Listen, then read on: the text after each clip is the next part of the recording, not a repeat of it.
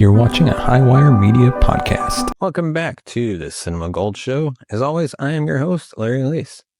On today's episode, we are diving into White Collar Season 1, Episode 13. White Collar has always excelled at weaving slick heists with emotional stakes, but Episode 13 of Season 1 hits a different nerve. This time, we dive headfirst into Neal Caffrey's complicated history and the emotional debts that refuse to stay buried.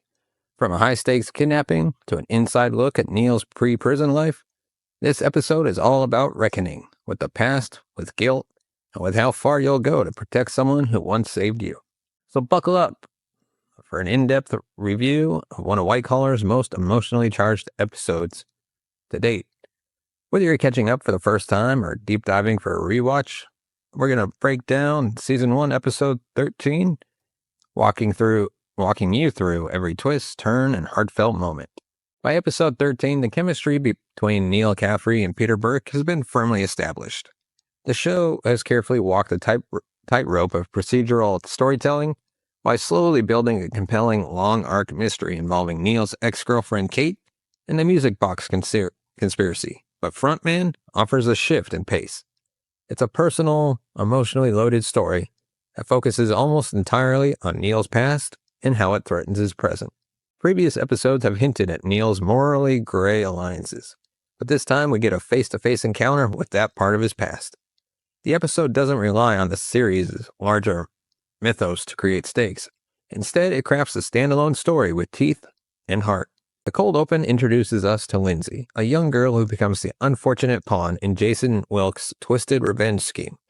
Wilkes is a former associate of Neal's who believes Neal betrayed him years ago.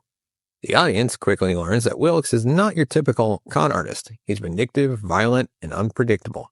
Neal is brought in to help the FBI track Wilkes down. It's quickly revealed that Wilkes knows Neal well. Too well. In fact, he insists that Neal be the one to deliver a ransom item, dragging Neal directly into the middle of a dangerous game.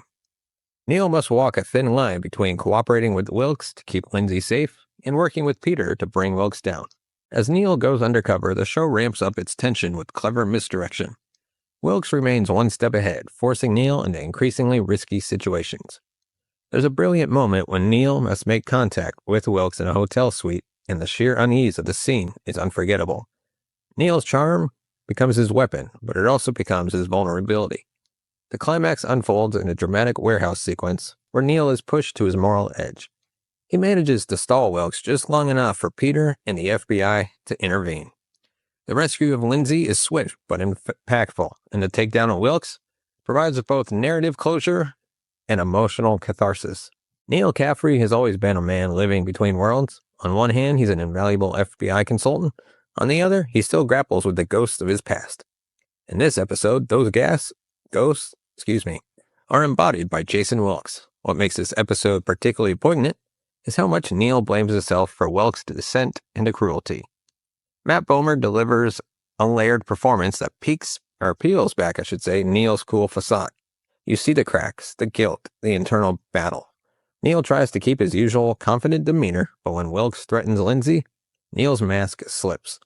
This isn't a man playing a role anymore. It's a man desperately trying to prevent history from repeating itself. Neal's decision to work with Peter rather than vanish with Mozzie's help shows just how far he's come. It's a turning point that will shape how we view his arc through the remainder of the series. Peter is more than just Neal's handler in this episode. He becomes his partner in the truest sense of the word. Peter trusts Neal, not blindly, but fully aware of the risks involved. He gives Neal enough room to operate, but keeps a watchful eye ready to jump in when needed. Peter's scenes with Elizabeth also underscore his growth. When she expresses concern about Neal being in danger, Peter doesn't dismiss it. Instead, he talks through his trust in Neal, reinforcing how the relationship has matured. One particularly powerful moment is when Peter tells Neal, "You're not the man you used to be." That line encapsulates the thematic heart of the episode. Peter believes in redemption, and by extending that belief to Neal, he allows Neal to begin believing in himself. Wilkes is not your run-of-the-mill villain. He's a dark mirror of Neal, charming but vicious, clever but unhinged. He embodies what Neal could have become had he continued down a more destructive path. This narrative mirroring enriches the storytelling and makes every interaction between them electric. Adam Goldberg brings an unnerving intensity to the role. His calm demeanor makes his threats all the more sinister. The subtle way he taunts Neal, twisting the knife with references to their shared past, elevates the psychological stakes of the episode. Wilkes isn't just a narrative obstacle. He's an emotional antagonist. He doesn't just challenge Neal's intellect. He challenges Neal's self-worth, his growth, and his integrity.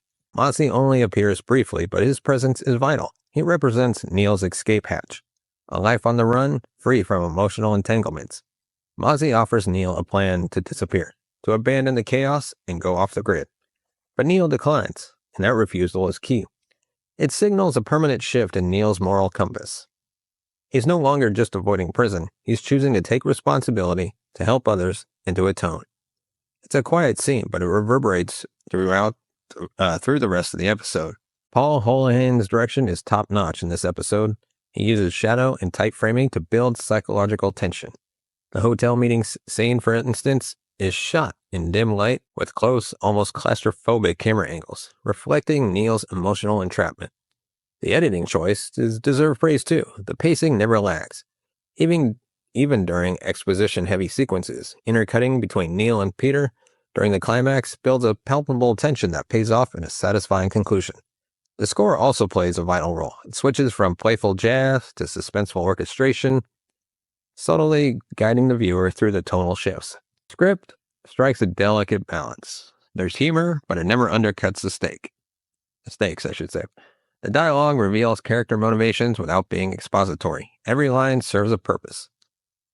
When Neal confronts Wilkes and says, "I used to admire you," the weight behind that admission is enormous. It's a moment of vulnerability that contrasts with his usual bravado.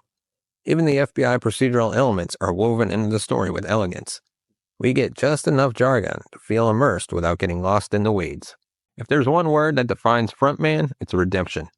Neal spends the entire episode proving he's not the man Wilkes remembers.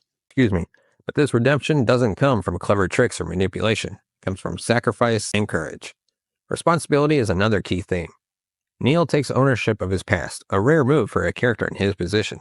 His growth is not just believable, it's inspiring. The episode also explores reinvention. Neal is constantly fighting to define himself on his own terms. And in this episode, he begins to succeed. When it first aired, Frontman resonated deeply with fans. It marked a shift in tone for the series, proving that White Collar could handle heavy emotional beats without losing its charm. The episode is frequently cited by fans as one of the show's best. It's a character-driven drama wrapped in a procedural format, and it's a testament to the show's narrative flexibility. Critics praised the episode for its talent, direction, and Bomer's layered performance. It helped solidify White Collar is more than just a slick crime drama. It was now a show capable of true emotional depth. White Collar Season 1, Episode 13, Frontman, isn't just a great episode, it's a pivotal moment in the series. It delivers thrilling suspense, deep character work, and a moral journey that pays off. If you're new to the series, this is the episode that will make you stay. If you're rewatching, it's the one that reminds you why you fell in love with Neal Caffrey and Peter Burke in the first place. So with that, let me know your thoughts on Episode 13, Frontman, in the comments section below. Of course, give us a thumbs up if you like our videos. Hit the subscribe button down below. Hit the bell notification button to be notified of future videos. And of course, if you want to support the channel, you can scan the QR code that's right there, or just go to buymeacoffee.com/cinemagold.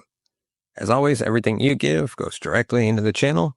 And with that, thank you so much for watching and listening. We'll see you next time.